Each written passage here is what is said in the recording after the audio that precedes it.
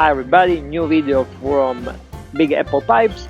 Today I'm here in Fort Clinton. It's a part of the northeastern part of Central Park. It was a fort. It was built to protect New York from the British invasion. That never happened. There are other forts in New York, and therefore, since I'm gonna talk about British tobaccos, and therefore I wanted to talk about something that protects us from this threat.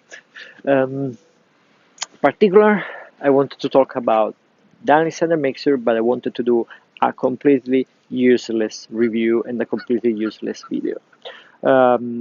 Therefore, how this happened? So I was just handling and taking pictures of one of the old tin that I have in my collection, and then I noticed that this tin is open, so it's not anymore vacuum closed. So therefore, I decided probably it's the right chance to rehydrate this tobacco and do a comparison with the latest version we had, the Standard Mixture Mellow. It's no longer produced.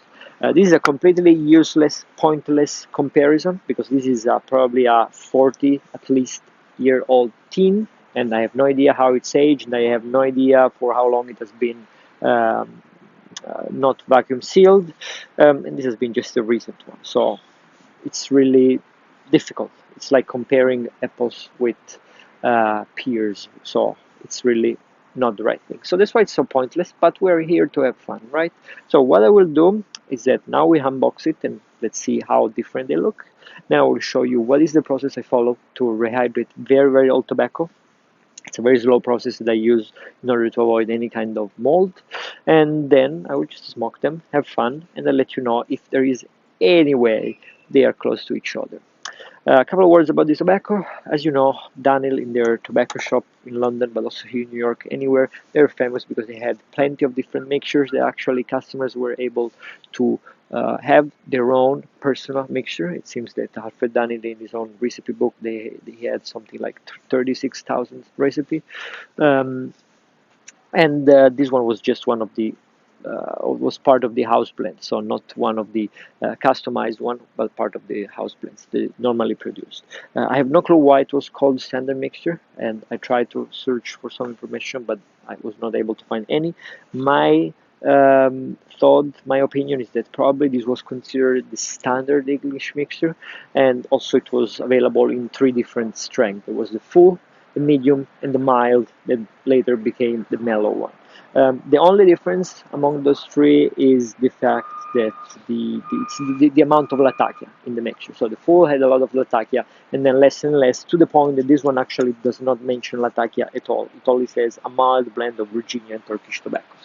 So now let's unbox it, let's open it. I expect to find a very blonde tobacco in this one because it's just Virginia and Turkish. Those are both very light color tobacco, and this one probably it will be much darker, but it will be only because of the age. So let's go on. Then again, I will show you what is the process I follow to rehydrate tobacco. I will smoke it, and then I'll let you know how it is. Just let's have fun.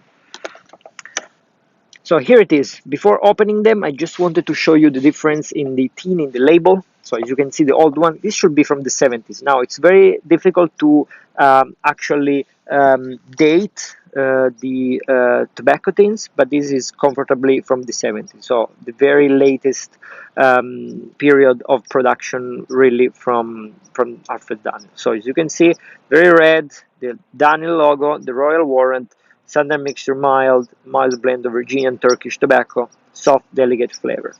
This one, as you can see, is pretty different, and please notice the difference in the logo. You see, already here, Dunhill had requested to use a different logo in the tobacco to, again, move farther away from the tobacco products. This is probably the path, the road that brought today to have Peterson instead of that. As you can see, Standard Mixture Mellow. This is because at a certain moment they decided to change from mild to mellow, but everything else is the same. You see soft, delicate flavor, a mild blend of Virginian Turkish tobacco, a mild blend of Virginian Turkish tobacco. This is mellow, this is mild. But as you know better than me, mild and mellow, a very similar word. Here you can tell manufactured in the EU under the authority of Dental Tobacco of London. So this is manufactured in the EU under the authority. This is manufactured manufactured and blended in England by Alfred Dunhill. So that's the difference. This is definitely been blended and manufactured by Dunhill. This was under license. So, but let's see how they look like. This is very familiar. I'm sure you had the chance to open Dunhill tins. This is the classic you can find made in the EU in association with Dunhill Tobacco of London.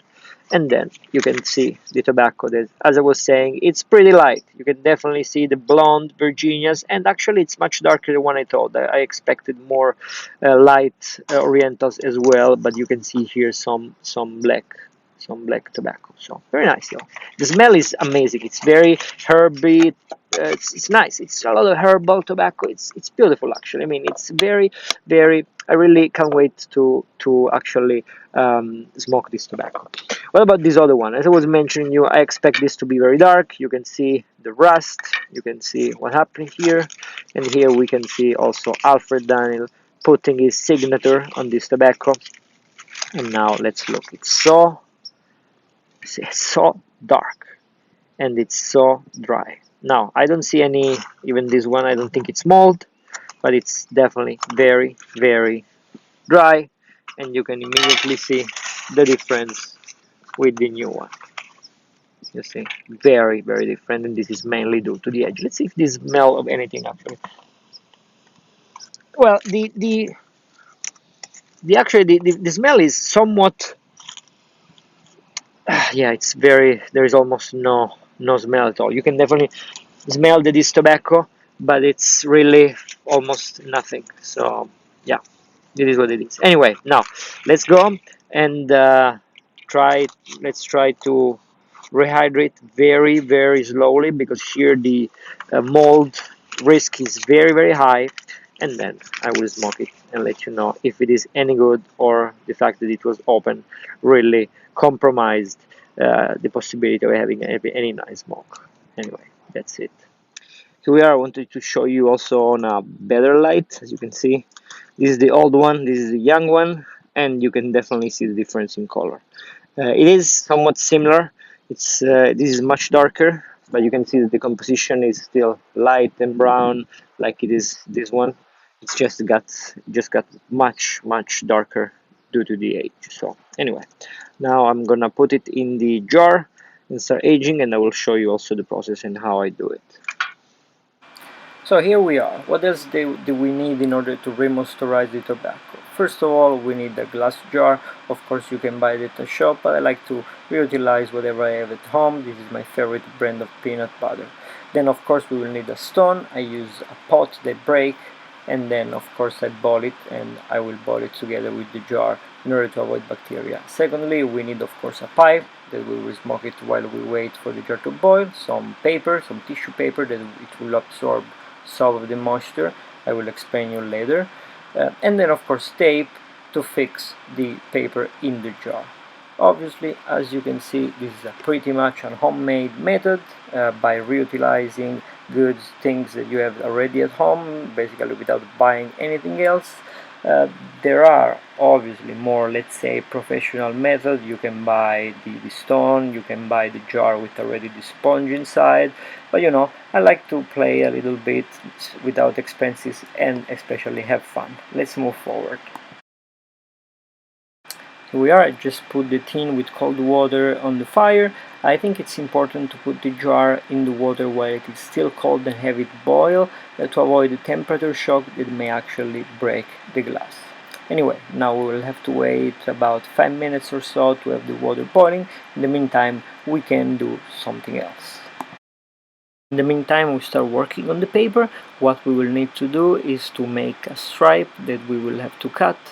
So it's not really important the dimension, base it on the size of the cup and of course the stone that will host. It's not really important to be precise. I'm making it like this, and I'm not even gonna use a knife to cut it because again, it's not important to be precise.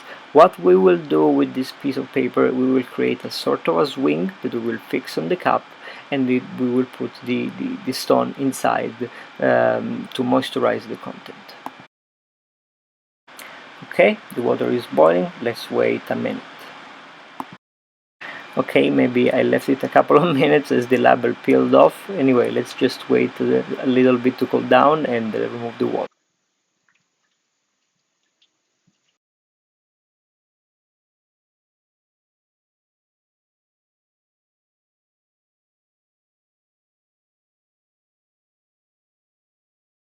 So everything dried out. Just to make sure there are no drops, I'm using some paper to dry the interior of the jar, because we really needed to have it as dry as possible. So I'm making sure that everything is dry and clean. Of course, I do the same on the cap and on the stone, because again we will need to have everything ready and clean. I will put the stone in this little basket, because I will put some water so I keep it as moist as possible to get ready for the end. For now, we can start working on the swing. As you can see, what we're gonna do is to take the cap, and we adjust the length according to the size of the cap, and we will put some tape there, just to make sure that we make this kind of shape, and we put the stone inside. So I start by adjusting the length of the paper. As you can see, I'm gonna just going to rip it off, because again we don't have to be precise, and the reason of this is because we really have to keep as much space as possible between the stone and the tobacco. We really have to avoid any direct contact between the water and the tobacco, in order to avoid the the generation of mold. That will be the effect of a moisturization which is too quick, too violent. So it has to be as low as possible. Let's get the tape and let's start fixing it on the cap. As you can see, I just need a little piece that I can rip it off, and I start fixing it there. It's pretty easy, nothing too difficult, and now it's ready. Okay, let me just adjust the tape to make sure it's properly fixed, and now you can see the swing is ready. So this is the result. When you screw it in, you will have the swing right there, and of course the stone will be inside, and then we will have all this space available for the tobacco. Again, the result will have to create a very moist, very humid atmosphere, but again, the moisturization will be very slow, so we will not have mold. If you use a sponge, again the moisture will be released too quickly, and this may cause mold. And now let's prepare the tobacco. So here we are. Of course we need a clean paper, not the one I used before, because again that is moist and we really need no water at all. So let's open it. Very delicate. We have to remove the tobacco from the tin. As you can see, the tin is pretty rusty, so we have to be careful. In the meantime, I put the stones in the water, so they are ready as soon as we are done with the tobacco. Let's just very slowly to move. So as you can see, it's pretty rusty, pretty old, but again, as you can see, the paper is pretty fine, so we're good to go. Let's take it out. Very dry. You can see it's pretty seems to be solid, like a little cake, almost a crumble cake, let's say. Okay, we keep it out. We of course we will also use these little crumbs, so we put them immediately inside the jar. Yeah, there you go. Okay, and now we will have to start very slowly taking these apart. So let's start, because I mean this will fall apart and become powder immediately, so we have to be very careful. Again, I'm not even, just I put them like pieces, because with the moisture it will just be it will just fall apart and open apart by itself, so you don't really need to just how can I say, open it at all completely. It will just do the job by itself. Now we really need to make sure that the tobacco is put it inside. We can cut pieces as small as possible, so we make sure that we keep the space there. Probably that's too big. Yeah, definitely that's too big. Let's put it back there. Okay, now it should be fine. This one, let's cut it in half or in 3 parts. It will be even better, but I think that would be fine. And then, so as you can see, when we will close it, this is the result. So you see, we have some space between the paper and the tobacco, and this would be enough to create the moisturized atmosphere. Fix it. Okay, let's take this out so we can put these little crumbs all together inside the because we don't really want to. These are very rare scarce tobacco. We don't really want to get anything else to waste. Okay, so we're pretty much done.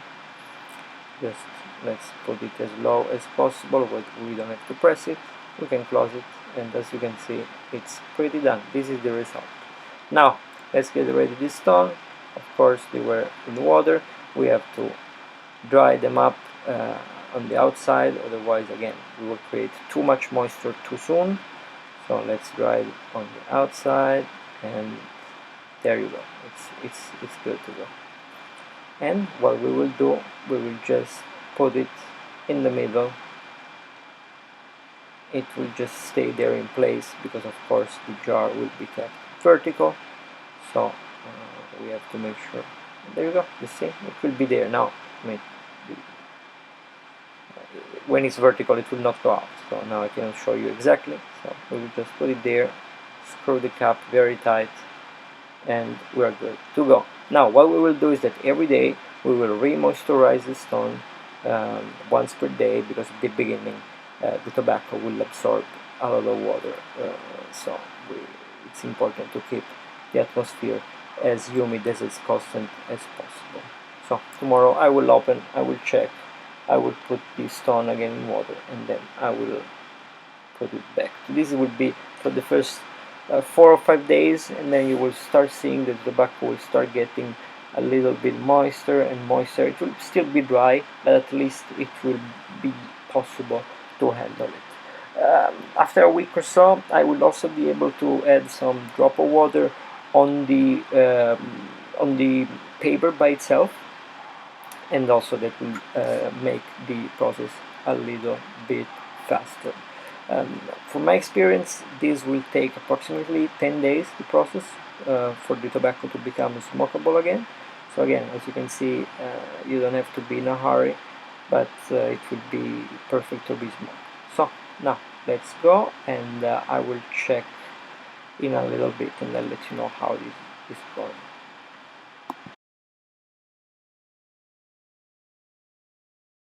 So here we are. This is after about 3 or 4 days. I am moisturizing the stone. I just wanted to show you how it looks like. Let's put the stone in water, and as you can see, it's still pretty dry. As you can see, there is still a piece entirely, but yeah, it's dry, but you can actually handle it. It's not going into powder already, so the process is going pretty well.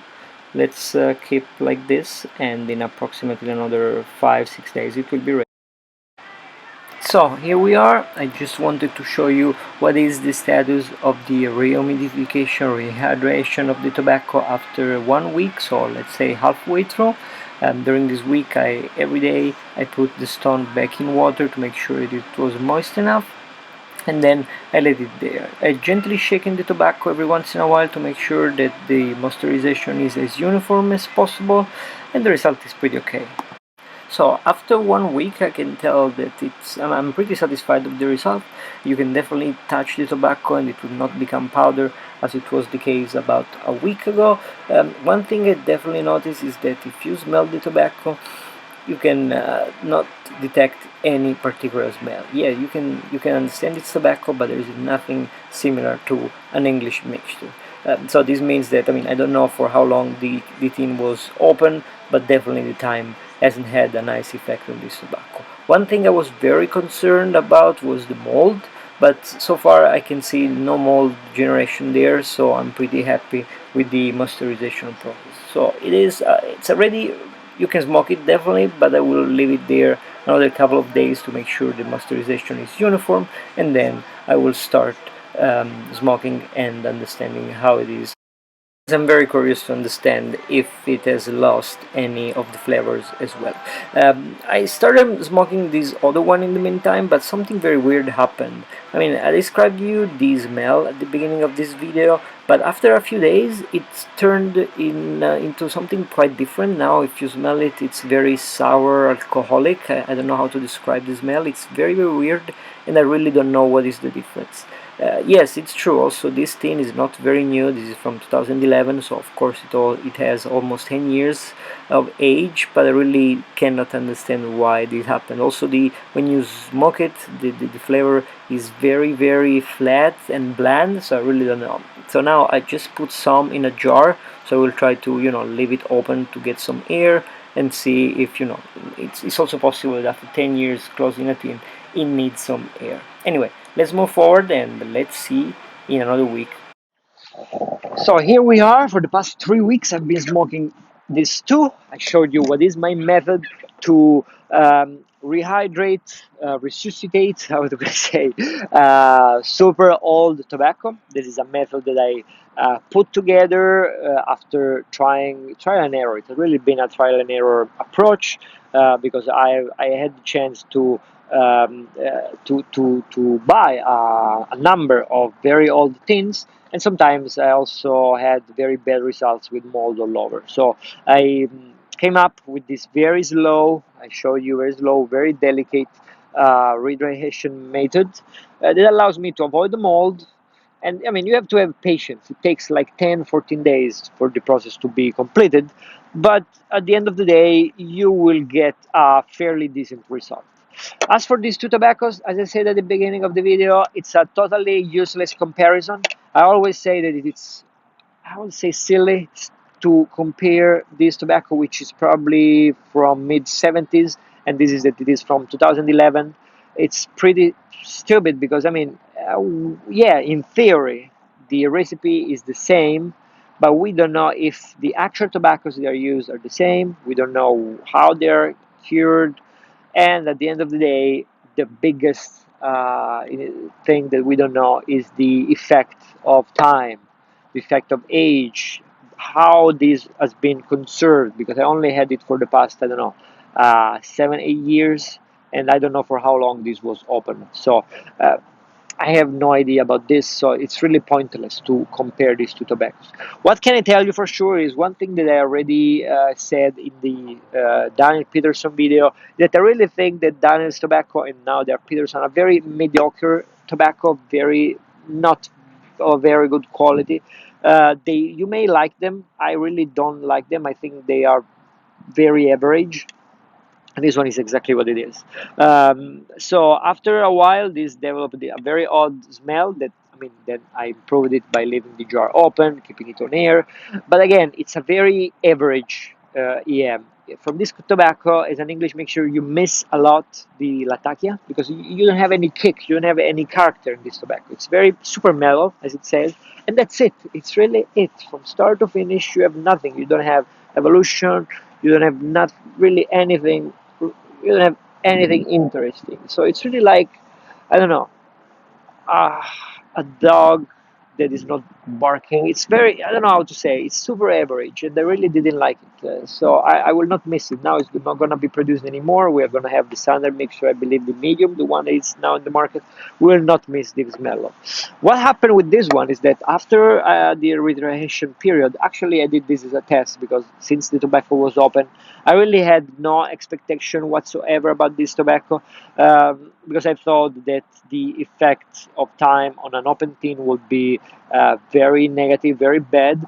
But at the end of the day, even if the first few smokes were pretty bland with no taste whatsoever, it actually really kept up and like awoken itself. I don't know how to say it, and it's a wonderful English mixture. It's beautiful. This is very mild, but not being average. It doesn't lack character, and the fact that it has no latakia is not a problem at all. It's super enjoyable. It's a beautiful mixture. It's super round. It's mellow. It's sweet. There is some incense-like. It's not spicy at all. It doesn't have any bite, and you don't miss the latakia. You don't miss the smokiness of the latakia. So it's really great. I really liked it. Now, I don't know because it's the effect of the age. I don't know if the tobaccos were very good, as many says. I have no way to say it. To me, those are just two very different tobaccos. Like if you want to compare, I don't know, the Samuel Gawick Celtic Talisman with the White Knights. I don't know, something like that. They're just very different, and that's about it. The main reason behind this video was to show you what is the method I use to rehydrate tobacco. I'm very curious to hear from you what is the method that you use, what you think about my method, and if you had the chance to try on any of this tobacco, I'd be happy to read your comments. So please let me know. If you like my channel, please subscribe. It's the only way I have to grow it. I'm not making any money out of these videos, but I just enjoy them, and having the feedback from you that actually the content is appreciated, it's really the best thing I can get. Anyway, I hope you enjoy your day, and see you next time.